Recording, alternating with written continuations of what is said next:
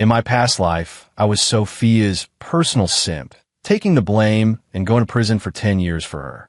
On the day I was released, she and her new boyfriend laughed at me from their sports car and said, "You're really useful." When I opened my eyes again, I was back on the day she asked me to help her cheat. This time I threw the note into the trash. "No, cheating will get you punished." She froze, and the whole class erupted in murmurs. Later I focused on starting my business, but she sent messages every late night. "What's wrong with you?" The wealthy, beautiful class beauty also took the initiative to ask me out. "Ethan, want to collaborate? I think you're very interesting." Sophia was completely panicked and stopped me in front of everyone. "You weren't like this before?" I laughed. The old me already died in prison. I opened my eyes. Above me was a pale fluorescent light. The air smelled of chalk dust and old wood. A rough exam paper pressed under my elbow, the printed characters a little blurred. The pen tip of my fingertips, carrying a strange sense of reality. I was stunned for a few seconds. Then I saw Sophia. She was sitting just to my left front, wearing that blue and white school uniform jacket, her ponytail loosely draped over her shoulder. The exam papers had been handed out. She didn't start writing, her fingers moving lightly under the desk. My breath caught. The invigilating teacher was an old man with glasses, hands clasped behind his back as he paced by the podium. His gaze swept the classroom like a searchlight. Sophia, taking advantage of his turn toward the blackboard, quickly shifted sideways. A piece of paper folded into a small square slipped from her palm and landed precisely on the scrap paper I had spread out. Her movements were disturbingly practiced. I looked down. The note lay quietly beside my Jia character. The paper was coarse, the creases deep.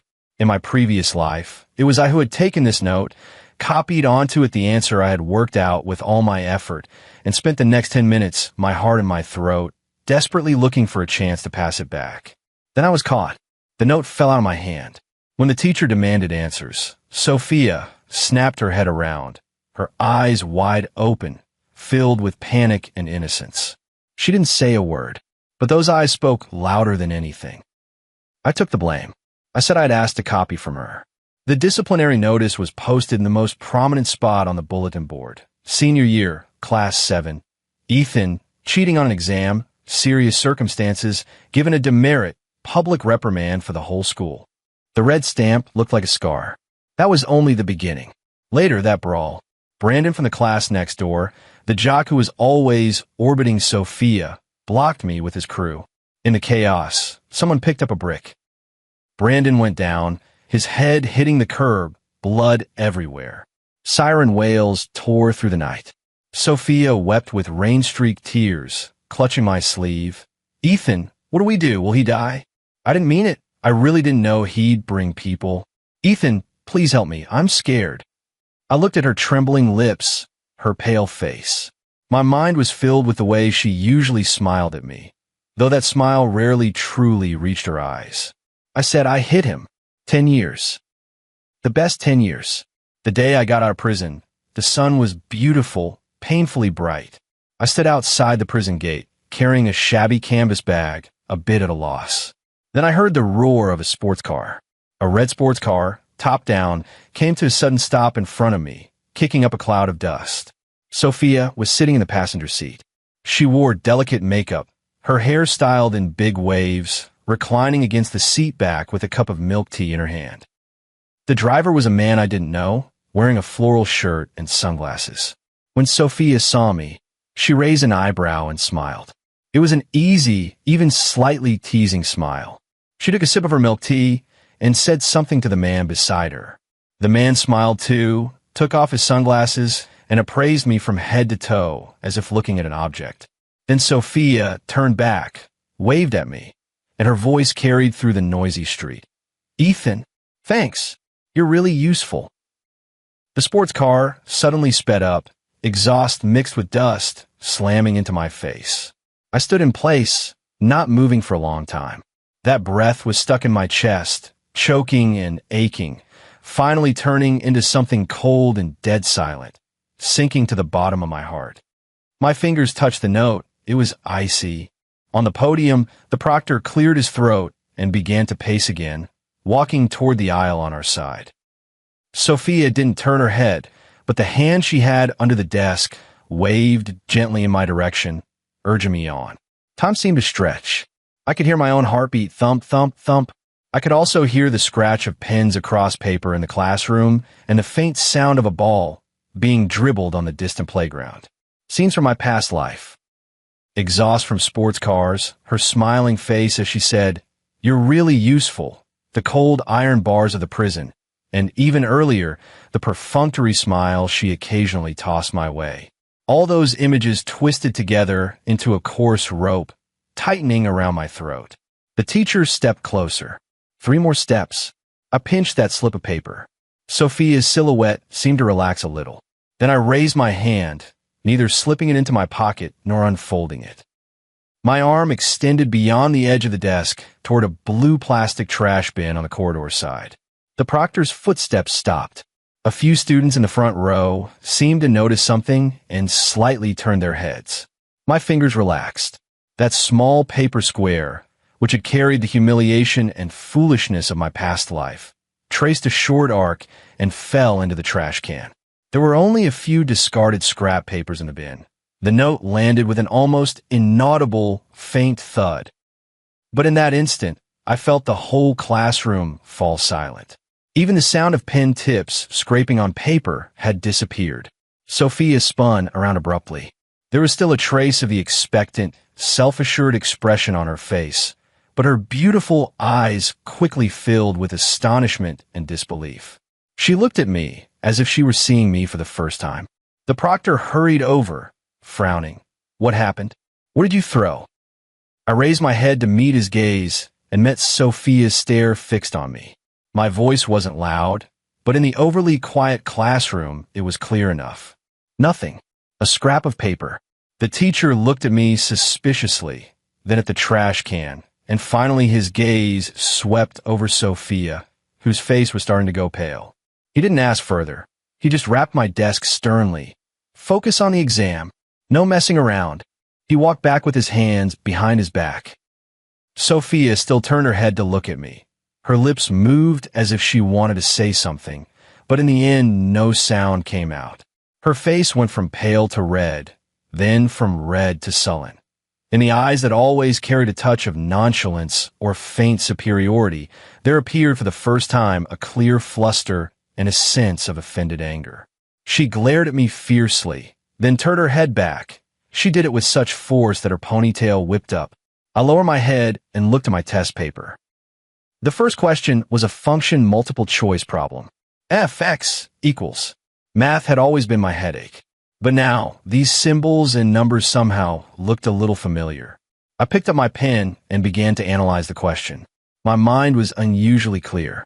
The memories of high school knowledge worn away by 10 years in prison seemed, with this absurd rebirth, to have been partly formatted and reinstalled. Not exactly mastery, but the basic lines of thought remained.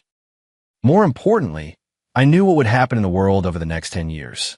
Bitcoin, mobile payments, the short video boom, a few critical moments in the stock market, and several local old neighborhoods slated for demolition, along with the real estate that later skyrocketed. My heartbeat gradually steadied, but my blood flowed faster. A feeling I'd never experienced before wrapped around me. Not excitement, not anger, but a cold, solid certainty. In this round, I had just flipped over my cards, but I already knew the whole cards. The bell signaling the end of the exam rang. The silence in the classroom was instantly broken. Whispers, the scraping of chairs and desks, and shouts comparing answers filled the air.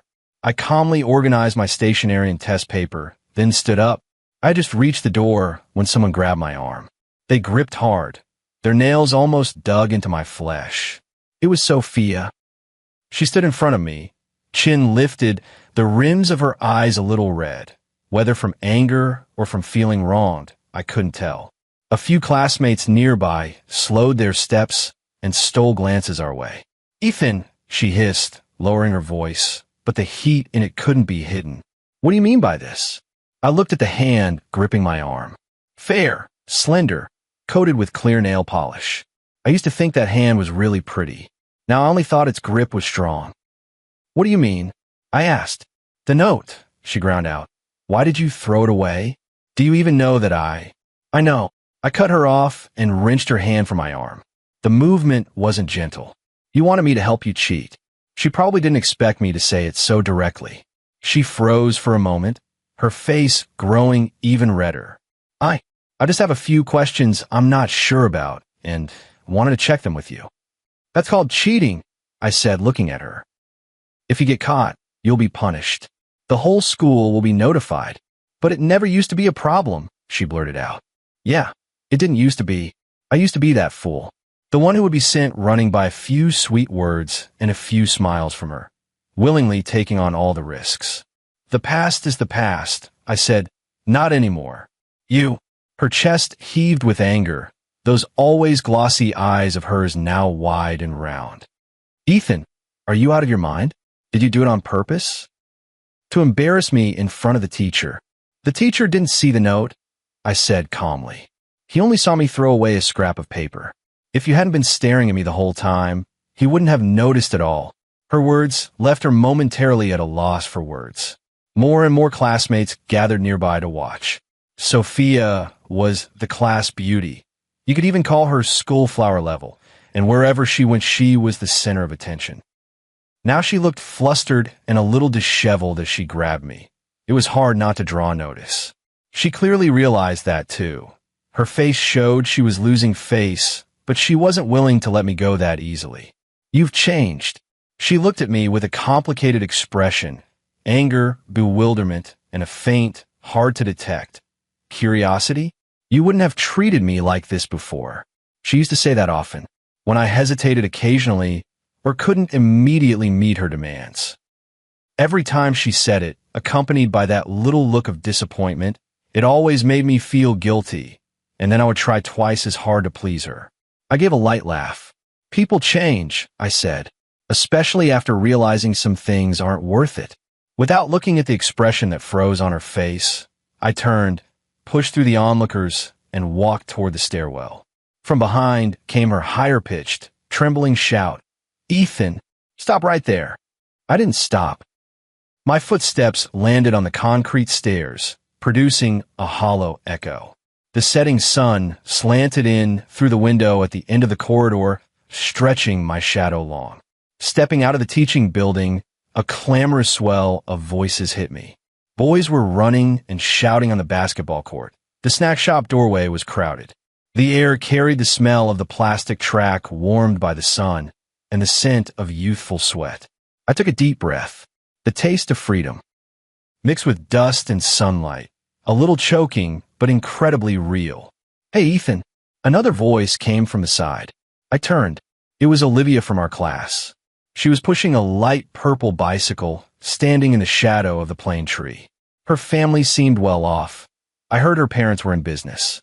Her usual dress wasn't like the other girls, not flashy, but the details showed they weren't cheap. Her grades were average, but she was well-liked and a bit blunt. She had an ordinary relationship with Sophia. Or rather, Olivia kept a certain distance from the boys and girls who orbited around Sophia. The exam room earlier was pretty tense. She pushed the card over, her face without any particular expression, just stating a fact. What? I didn't react for a moment. Notes. Trash can. She was concise, then tilted her head. Not like your usual style. I looked at her. Olivia was pretty too, but in a different way. Her features were grand and clear, her eyes bright, and when she looked at someone, she was very focused. Not like Sophia. Sophia's beauty carried a delicate quality that needed to be cherished and examined closely. People can't always have the same style, I said. She seemed to smile, a faint one. True. She swung on her bike. Let's go. She pedaled a few times. The wheels ground against the pavement with a staccato sound. A few meters down, she suddenly stopped with one foot on the ground and glanced back at me. By the way, I heard that the old neighborhood near your house might be redeveloped. I felt a slight stir in my heart. The news traveled this fast? Or did Olivia's family actually have some connections? Who did you hear that from? I asked. My dad mentioned it at the dinner table. She didn't say more. Let's go. This time she really rode off, her ponytail swaying gently behind her. I stood where I was, watching her receding figure.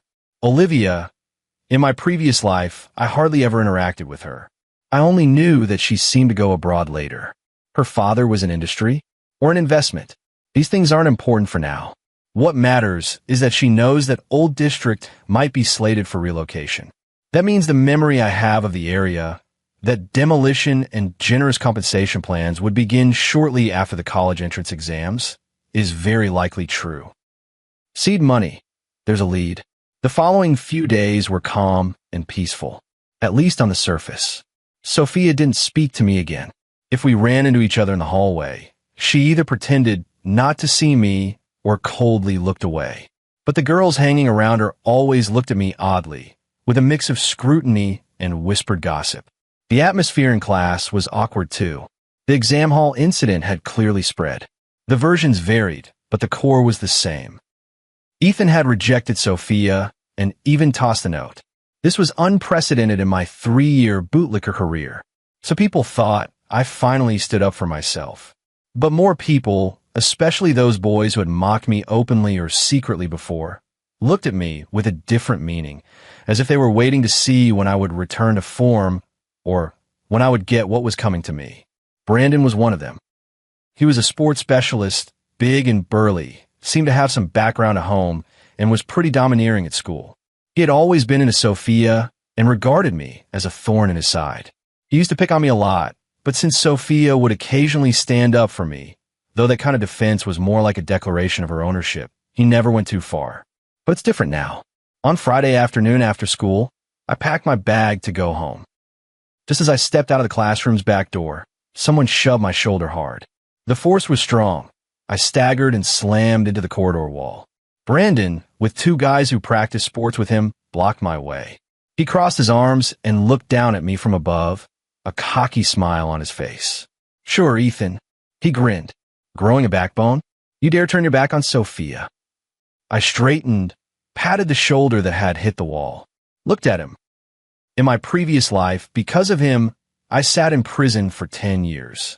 Although I wasn't the one who directly acted, that helplessness and rage from being framed and pulled into it now surged up clearly from the depths of memory. But this time I was very calm. Something wrong? I asked. Brandon probably didn't expect that reaction. He froze for a moment, then his smile turned a little vicious. What are you playing at? On exam day, you made Sophia lose face, thinking that was the end of it. I already explained the exam thing to her, I said. It has nothing to do with you. Nothing to do with me. Brandon stepped forward, almost pressing up against me. He smelled of sweat and sporty cologne. What happens to Sophia is my business. You make her unhappy, I'll make you unhappy. Got it. 2 guys behind him closed in as well, forming a ring. Classmates still walking down the hallway glanced over, but no one dared come closer. I looked at Brandon's face, close enough to touch. Young, arrogant, carrying an audacity that had never met real setback. In my previous life, it was that very attitude that lured me to that alley. What do you want? I asked. Simple. Brandon reached out and poked my chest with his finger. First, go apologize to Sophia properly and mean it. Second, stay away from her from now on. Go out of your way when you see her. Understand? His finger was firm, poking my chest until it felt tight. I didn't move, nor did I brush his hand away. What if I don't? I asked. Brandon's expression cooled. Don't. He snorted. Then don't blame me for being rude. Ethan, you know your family situation. If this really blows up, he'll end up worse off. You know that in your heart. He was threatening me, with his family's little influence and his build. I was silent for a few seconds. The corridor was very quiet, with only the sounds of our measured breaths and faint distant noise. Then I nodded. Fine, I said. A look of triumph appeared on Brandon's face, as if he thought I had backed down.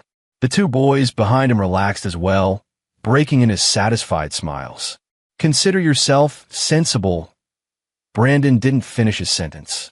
As I nodded, my right hand curled into a fist. With all my strength and without warning, I drove it hard into his bridge of the nose. Click! A dull thud, followed by the distinct, teeth-grinding sound of bone cracking. Brandon's smugness froze on his face, instantly twisted by violent pain. He let out a short, inhuman scream, clutched his face, and staggered backward. Blood gushed from between his fingers, splattering onto his white sports t-shirt. Shocking to behold. The two boys behind him were completely stunned, standing dumbfounded and unable to react for a moment. I didn't stop. After the punch, I took advantage of the moment to grab Brandon's arm, swinging from the pain, and jerked it down hard, while bringing my knee up and driving it viciously into his lower abdomen. Brandon gave a muffled groan, his body folding like a shrimp as he clutched his stomach and sank to his knees. He couldn't even scream, only letting out pain gasps. The whole thing took only a few seconds. By the time the two boys reacted and lunged at me with shouts, I'd already stepped back twice and put distance between us. I was panting, my heart pounding violently in my chest, my fists burning with pain, my knuckles probably scraped. But a rush of exhilaration surged up my spine to the top of my head. The resentment I'd been repressing for 2 generations seemed to dissipate a bit with those 2 blows. Fuck! How dare you hit Brother Brandon? Get him! The 2 athletes charged from left and right, fists slicing through the air. I didn't try to fight them head on. I know my limits. Those 2 blows earlier were unexpected, fueled by that pent-up viciousness. If I went toe-to-toe with 2 trained athletes, I wouldn't stand chance. I suddenly crouched, dodging the punch coming from the left while kicking out to trip him. The boy on the left lost his balance, lunged forward, and nearly fell. The punch from the one on the right was already in front of me. I turned my head to avoid it. The fist brushed past my ear, scraping painfully. I took the chance to grab his wrist and twisted it hard in the opposite direction.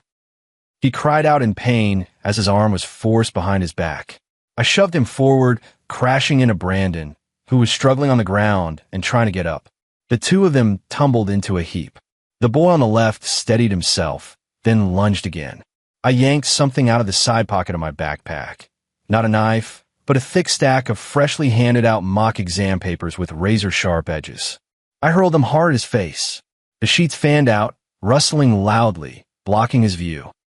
He reflexively waved his hand to block it. Taking the opportunity, I turned and ran.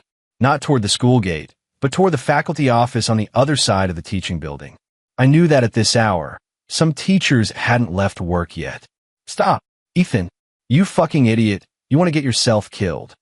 The shouts and pursuing footsteps behind me grew closer and closer. I ran with all my might. My lungs felt like they were going to explode. The corridor walls sped past. The sign for the teacher's office building was right ahead. Just as I was about to reach the office door, an angry roar came from behind. It was the boy whose wrist I had twisted, who had caught up and launched a flying kick at my back. I was hurled forward and fell to the ground, sharp pain stabbing through my elbow and knee. But I also used the momentum from my forward lunge to slam open the slightly ajar office door with the sign, Senior Grade Advisor's Office. Bang! The door hit the wall with a loud bang. Inside the office, several teachers who had been bent over marking papers or preparing lessons looked up in astonishment. I fell to the floor at the doorway, gasping for breath, and lifted my head. The 2 boys chasing me skidded to a stop at the doorway when they saw the room full of teachers, their faces instantly going pale. Brandon clutched his still bleeding nose, aided by the other boy, and staggered to the doorway. He froze when he saw the scene in the office. The office was deathly silent. The grade head, a middle-aged female teacher with black-rimmed glasses and a stern expression, slowly put down the red pen in her hand and stood up. What's going on? Her voice was not loud, but it carried a chilling authority. I propped myself up on my arms and slowly climbed to my feet. My elbow was scraped and burning with pain, but I stood up straight, facing the teacher and the 3 of them. Brandon among them, at the doorway with sullen faces. Teacher, I said after catching my breath, my voice a little hoarse but very clear. Brandon and the others blocked me after class, threatened me, and tried to hit me. You're talking rubbish. Brandon clamped a hand over his nose, his voice muffled and seething with rage. You started it. You attacked me first. Why would I start it? I turned to him. Because you cornered me, threatened me, told me to stay away from Sophia, and demanded I kneel and apologize. I refused, so you planned to be rude to me. You said those words, didn't you? I wasn't the only one who heard them. The boy who was supporting Brandon's face changed, instinctively wanting to retort, but he glanced at the teachers in the office and didn't dare make a sound. You're talking nonsense. Brandon trembled with anger, more blood welling from his nose. Teacher, he's slandering me. Look how he beat me. He pointed at his face, smeared with blood. He did look miserable. The head of the grade swept his gaze over the few of us and finally rested on my hand. What's wrong with your hand? I spread my hands. The knuckles on my right hand were scraped, seeping thin lines of blood and a bit swollen. It was left by the punch I threw at Brandon. He pushed me first, slammed me into the wall. I pointed at Brandon. Then he jabbed my chest with his finger, threatened me. I pushed him away. Maybe I used a little too much force. Just push him away.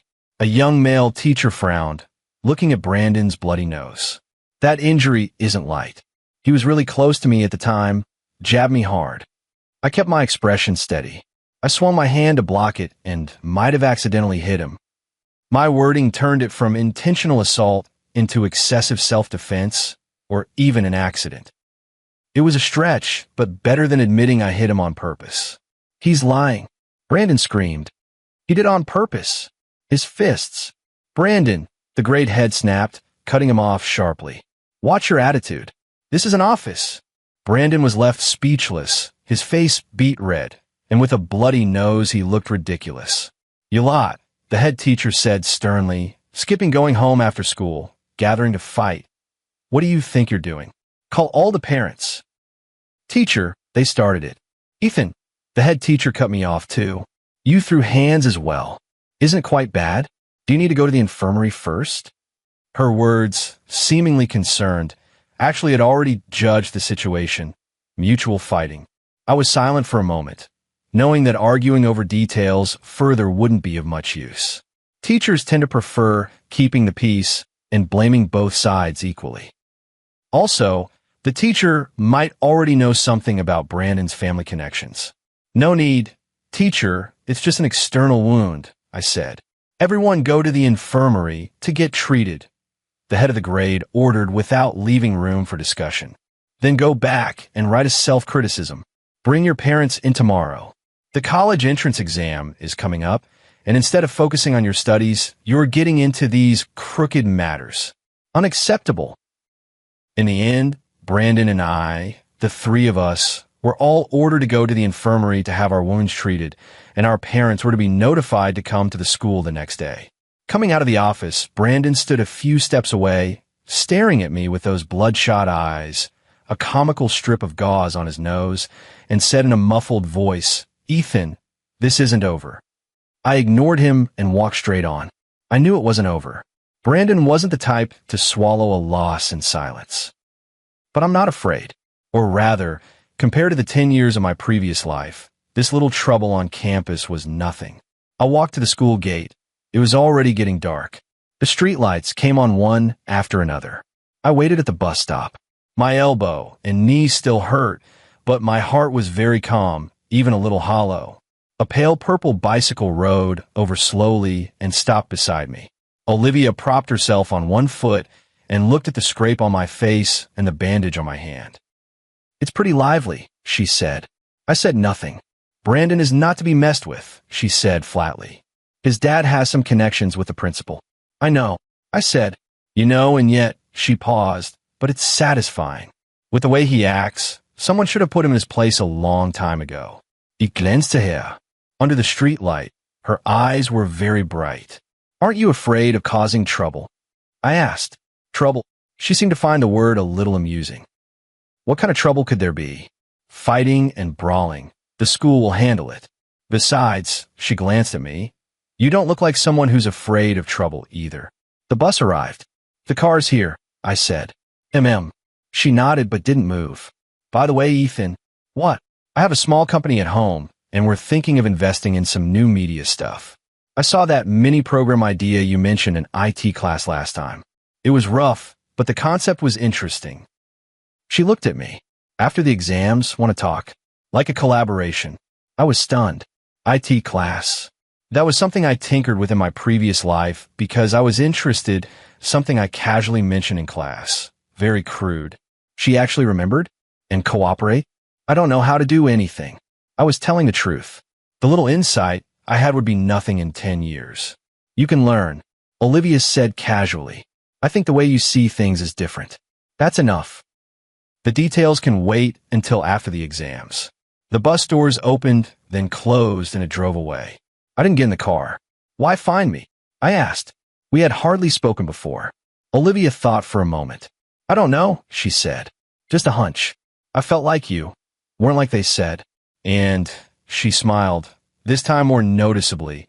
Anyone who dares to throw Sophia's note in the trash and dares to punch Brandon has to be a little different. She gave the bicycle a kick. Let's go. See you tomorrow. Remember to write this self-criticism. She rode into the deepening night. I stood where I was, the evening breeze blowing, bringing a chill. Olivia, cooperate? My phone vibrated. I took it out to look. It was a text message from a number with no saved name, but one I knew by heart. Sophia. The message was simple. Ethan, are you okay? Did Brandon do anything to you? A typical Sophia move.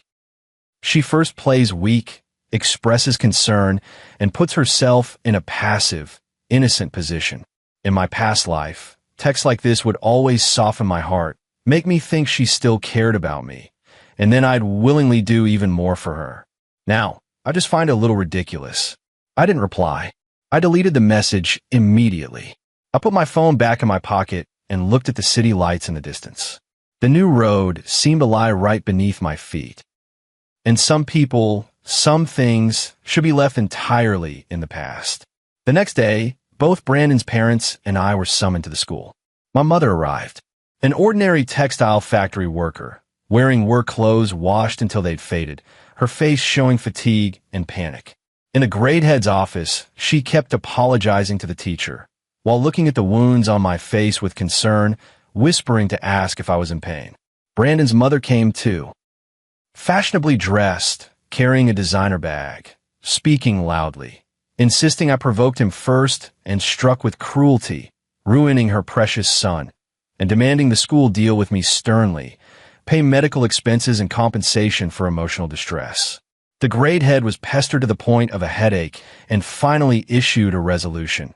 Brandon and I must each write a 3,000-character self-criticism and publicly apologize at a class meeting. Given that both parties were injured and the incident occurred after school with controllable on-campus impact, no further disciplinary action would be taken. Medical expenses are to be covered individually. Brandon's mother was very dissatisfied with this outcome and kept shouting that she would go find the principal. The grade coordinator said with a stern look, Brandon's mother, we're aware of how your son usually behaves. Both sides are responsible for this incident. If you insist on making a fuss, we'll have to bring up the previous minor conflicts as well. With the college entrance exam coming up, that won't be good for the students. Those words were firm but soft. Brandon's mother's expression changed several times, but in the end she sulked and shut up, glared fiercely at my mom and me, and dragged the still resentful Brandon away. My mom let out a sigh of relief, thanked the teacher repeatedly, and pulled me out of the office. Once we were out of the teaching building, my mom looked at me and sighed. Ethan, how did you end up in a fight? And such a nasty one. If you end up with a criminal record, what will you do in the future? Mom, it's okay now. I cut her off. It won't happen again. Is it because of that Sophia? My mom hesitated and asked. She'd heard some of the rumors too. No, I answered crisply. It has nothing to do with her. It never will. My mom looked at me, her expression complicated, as if she felt something different about me. But in the end, she only sighed again. The college entrance exam is coming up. Focus on your studies. Don't think about anything else. Mom doesn't have any special skills to help you. You can only rely on yourself. I felt a bit choked up. I know. Mom, don't worry. After seeing my mom off, I returned to the classroom. As soon as I walked in, the usually noisy room fell silent for a moment. Countless eyes fell on me, curious, appraising, and schadenfreude-filled. Sophia sat her seat, head bowed over a book, but her back was very straight, and she didn't look at me. Brandon wasn't there. Apparently, he had taken leave to go to the hospital for a follow-up on his nose. I walked to my seat and sat down. No sooner had I sat than Mason, who was seated across an aisle, came over. He was known in class for prying into everything and always being well-informed. "Not bad, Ethan." He lowered his voice and gave a thumbs up. "You really busted Brandon's nose? I heard he needed several stitches." I said nothing. "You really stirred up a hornet's nest." Mason went on without waiting for an answer. "That kid Brandon never forgives an insult. Just you wait. He's definitely going to come after you." But he chuckled twice. "You stood your ground this time. A lot of people in class are secretly cheering you on. That guy Brandon's way too cocky." Also, he lowered his voice conspiratorially. "Sophia, the campus beauty, hasn't been herself the last couple of days. Someone saw her sneaking off to wipe her eyes. Think it's because of you." I opened the book. "I don't know." Mason had his fun spoiled, shrugged, and went back. The class bell rang. Life seemed to have returned to normal, but the undercurrents beneath the surface were palpable to everyone. I threw myself into my studies even harder. I knew the college entrance exam was the first stepping stone I had to seize right now. The advantage of being reborn wasn't so much in knowledge, but I knew which points were key and how to review more effectively. Besides, having been beaten down by society, I could settle my mind better than a real 18-year-old. Sophia still hadn't spoken to me, but the way she looked at me grew more and more complicated. Sometimes it was hurt, sometimes curious, and sometimes even a bit wronged, as if I had committed some enormous wrongdoing. She began to make a few small moves. For example, her eraser accidentally rolled to my feet. For example, when handing out homework notebooks, she would deliberately put mine on top and pass it to me. For example, when I went to get water during break, I would come back to find an unopened box of Band-Aids in the desk hole. In my previous life, I would have been overjoyed by these little tricks, thinking she had finally started to care about me. Now, I only feel bored. I kicked the eraser back. I took the homework book expressionlessly. The bandage I threw straight into the trash can at the back of the classroom. Each time, I could catch a glimpse with the corner of my eye of her momentary stiffened expression and the quick reddening around her eyes. There was more gossip in class. Everything was said. They said I was playing hard to get, that I had turned love into hatred, that I had gone completely mad. I plugged my ears and ignored them. Aside from studying, I began using every spare moment to run to the library and the school's computer lab. I devoured every bit of shallow knowledge about the internet, programming, and business models as if starving. I knew what the future looked like, but I needed tools to seize it. The principles of Bitcoin mining and the early trading platforms. The early operating models of social media. Ownership information and planning rumors about several key local plots. I was like a greedy sponge, voraciously absorbing information. And on a cheap notebook, I wrote down every key timeline and course of action I could remember. Olivia would occasionally come to me to discuss a few things. She genuinely seemed interested in my rough ideas, asking some incisive questions or adding industry information I didn't know. Her perspective and knowledge were indeed not like an ordinary high school student. A strange tacit understanding developed between us. We didn't talk about personal matters, only those vague yet full of potential ideas about the future. That day, the computer lab was sparsely populated. Olivia and I sat at adjacent computers looking up information. She suddenly asked, "About the demolition of the area near your home, you've heard about it, right?" My hands on the keyboard paused. "Heard a little about it. I heard the compensation package is pretty good." She looked at me. "What are you going to do?" "What can I do?" I kept typing. "Wait for notice, take the money."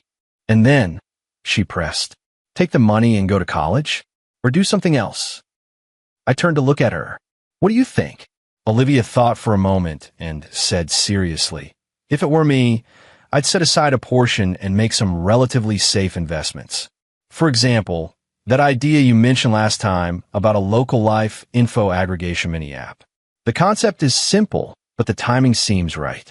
Mobile is becoming more and more widespread.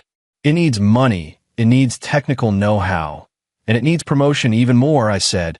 Money, you'll have some soon. Technology, you can learn it or find someone who knows to collaborate with. Promotion, she smiled. I could try asking people at my dad's company or use a clumsy method and do grassroots marketing. Why help me? I asked again. Olivia was silent for a moment. I don't know. She gave that answer again. Maybe it's just that you're different from the others I know. You don't orbit Sophia, and you don't care what others think of you. You seem very clear about what you want, even if you don't yet know exactly how to get it. She paused. Also, I think you can get things done. That kind of intuition is rarely wrong. I didn't say anything. I felt a little stirred. Not because of her valuing me, but because of that pure, judgment-based approval in her words. That hadn't happened in the past 3 years. After the exams, I said, if the demolition compensation comes through, we'll talk specifics. Okay. Olivia agreed promptly. Just then, the door to the computer lab was gently pushed open. Sophia stood in the doorway. She was wearing a light green dress that made her skin look very pale. She saw Olivia and me sitting together, clearly froze for a moment, and her expression changed instantly. Olivia saw her too, raised an eyebrow, said nothing, and went back to looking at her screen. Sophia stood in the doorway, unable to come in or leave. Her gaze swept back and forth between Olivia and me several times before finally settling on my face. In that look was surprise, disbelief, a touch of betrayed anger, and panic. She bit her lip, said nothing in the end, and turned sharply to walk away. The hem of her skirt swung in a resolute arc. The door closed softly behind her. Olivia gave a light, low laugh. Looks like someone got anxious. I didn't respond. My fingers tapped the keyboard absent-mindedly. Anxious? Maybe. But it had nothing to do with me anymore. The last month before the college entrance exam flew by in an atmosphere that was taut on the surface, but seething underneath.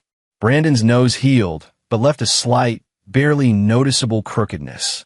The way he looked at me was like a knife dipped in poison, yet surprisingly he didn't pick a fight anymore. Maybe his family had warned him, or maybe he was nursing some bigger scheme. Sophia became very strange. She stopped giving me any subtle hints and stopped trying to look at me with that plaintive expression. She grew quiet, even a bit sullen. Sometimes I could feel her staring at me from afar, and that gaze was deeply unsettling. She began texting me frequently. The messages ranged from the initial accusation, "What is your relationship with Olivia?" to later ones like, "Ethan, can we talk?" And more recently, they became some disjointed remarks. "Did I do something wrong before? Tell me, can I change? You weren't like this with me before." I didn't reply to a single one. I deleted them all. Until 3 days before the college entrance exam, a little past 10 at night, I received another message. "Ethan, I'm downstairs at your building. If you don't come down, I won't leave." I walked to the window and pulled back a corner of the curtain. Under the dim streetlight, Sophia really was standing there. Wearing a thin dress, arms folded, the night breeze lifting her hair, she looked somewhat pitiable. Every so often a neighbor passed below, casting curious glances. I lowered the curtain. My phone buzzed again. "I know you saw me. I just want to say a few words to you. After that, I'll leave." I stood in the dark for a moment. Then I put on my coat and went downstairs. Seeing me come out, Sophia's eyes brightened for an instant, then were soon clouded with moisture. She took 2 steps forward. "You finally agreed to see me." Her voice was choked. "What's the matter?" I asked. My tone was flat. My attitude seemed to sting her. She bit her lip, and tears really fell. "Ethan, what's wrong with you? Why did you suddenly become like this? Did I do something wrong? Tell me, I can change." She sobbed. "Weren't we okay before? You treated me so well. Why won't you even speak to me now? And you're so close to Olivia. Have you fallen for her?" I watched her cry. My heart was utterly unmoved. "No," I said. "Then why?" "No, why?" I cut her off. "I just find it boring." "Boring?" she repeated, as if she didn't understand the word. What do you mean boring? Between us, so many memories. You say it's boring and that's it. Memories? I looked at her. The streetlight cast trembling shadows across her face. Sophia. I called her full name for the first time. In those memories, is there anything you actually cared about? Was it me doing your homework for you every time? Was it me skipping breakfast to save money to buy you milk tea? Was it me being at your beck and call running errands? Or slipping notes to you during exams and ending up taking the punishment for you? Her sobbing stopped for a moment, a flicker of panic crossing her face. I didn't make you take the demerit. That was an accident. Accident. I laughed very coldly. Fine, even if that was an accident. What about after that? Brandon and his guys cornered me that time. Was that an accident? What did you say in front of him? Her face went instantly ashen. She took a small step back, eyes darting away. I don't know what you're talking about. You do. I stepped forward, my voice low, but each word like a nail. You've always known. You knew Brandon hated me. You knew he might pick on me. But you said nothing, maybe even hinted at something. After I got beaten, you ran over crying, "What should we do?" And I stupidly took all the blame on myself. No, I didn't, she screamed, tears flowing harder. Ethan, how can you think that about me? Am I that kind of person? Whether you are that kind of person isn't important. I took a step back, putting distance between us. What's important is that I don't want to be that kind of person anymore. The fool who was always on call, who let you take whatever you wanted, who took the fall when things went wrong. That person is dead. She trembled all over, staring at me, as if she were seeing my face clearly for the first time. So you left the note, attacked Brandon, ignored me, all because of this? You're getting revenge on me. Her voice sharpened. Revenge. I shook my head. You're overestimating yourself. I just figured out. Between us, it was never equal. I was the fool before and couldn't see it. Now that I can, I should cut my losses in time. Cut your losses in time? She repeated the phrase, then suddenly laughed, the smile somewhat twisted. Ethan, you make it sound so easy. 3 years. I got used to you being around, used to you treating me well. Now you say you've figured it out and want to take it all back? What do you take me for? What do you take me for? I shot back. A convenient, obedient tool? An ornament to showcase your charm? Or a scapegoat you can throw away when something goes wrong? I didn't, she retorted heatedly, but her conviction was clearly lacking. Do you have one? You know in your heart. I took a deep breath. Sophia, let's end it here. I won't hold the past against you, and you don't bring it up again. From now on, we're just ordinary classmates. No, we don't even need to be ordinary classmates. After the college entrance exam, we'll go our separate ways. When I finished speaking, I turned and started up the stairs. Ethan, she shouted from behind me, her voice breaking and with a desperate resolution as if burning her boats. What if I told you? I like you. If what I did before was wrong, I'll change now. Let's start over, okay? My steps froze. Start over? What a laughable phrase. I turned around and looked at her face, streaming with tears and full of hope. In my past life, I would have dreamed of hearing those words. Even while in prison, I fantasized about whether she would wait for me after I got out, whether she would say those words to me. Now I finally heard them, but it only felt absurd, even a little sickening. You like me? I repeated softly, then laughed. Sophia, what you like is the Ethan who obeys you in everything, comes when you call and goes when you dismiss him. Not the one who's like this now. No, don't say any more. I cut her off. Say that to the next useful person instead. I didn't look at her face as it instantly fell. I turned and went upstairs. Footsteps echoed in the empty hallway. Behind me came her suppressed crying, which finally burst out. I didn't look back. Back at home, I closed the door and leaned against the cold door panel, standing for a long time. There was none of the exhilaration I had imagined, nor the relief of being free. Only a barren calm. It felt as if something had truly died at that moment, utterly buried. Fine. The next day at school, Sophia took a sick day. They said her eyes were badly swollen. No one knew what had happened the night before, But the atmosphere in class grew stranger. The looks directed at me held an added layer of scrutiny and fear. Olivia tossed me a can of iced coffee during the break. To keep you awake. Exams are coming up. Thanks. I took it. Didn't sleep well last night? She asked casually. Not bad. I popped the tab. She glanced at me and didn't ask any more. The college entrance exam finally arrived. The moment I walked into the exam hall, I felt unusually calm. When the papers were handed out, I skimmed the questions. The familiar and the unfamiliar were all as expected. I picked up the pen and began to write. Not to write fate, but to write a brand new beginning. 2 days passed in a flash. When the bell rang to signal the end of the last exam, the whole campus erupted in a loud uproar, a mix of relief and wild joy. I didn't cheer. I simply packed up my stationery slowly and walked out of the exam hall. The sunlight was blinding. The crowd poured out of the teaching building like a tide. Some people laughed loudly, some cried, some threw their books into the air. I pushed through the noisy crowd and walked toward the school gate.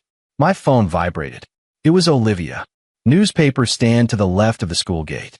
Waiting for you. Let's talk about the project. I looked up and indeed saw her, pushing that light purple bicycle, standing in the shade of a tree and waving at me. I quickened my pace and walked over. Just then, a figure suddenly rushed out from the side and stopped in front of me. It was Sophia. Her face was pale, her eyes still swollen and red. But at this moment, she stared at me intently, a gaze almost bordering on obsession. Ethan, she blocked my way. Her voice wasn't loud, but very clear. Quite a few people around turned to look. The exam's over. Can we talk some more? People around started jeering and whistling. Wow, Campus Belle Sophia is actively stopping someone. It's Ethan.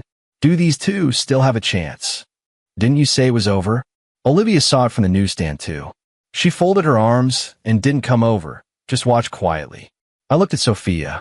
She had dressed up today on purpose, wearing a very ladylike dress and her hair carefully styled.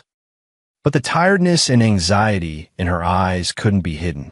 We have nothing to talk about, I said, trying to walk past her. She grabbed my wrist with one hand. Her grip was strong. Her nails dug into my skin. Just 5 minutes. No, 3 minutes, she said urgently, her tone pleading.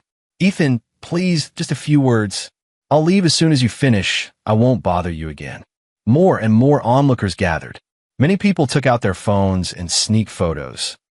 I frowned and forcefully shook her hand free. Sophia, enough. I won't.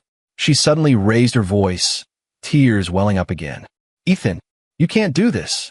You can't be so cruel and throw me away after I got used to you. I know I was wrong before. I was wrong. I really know I was wrong.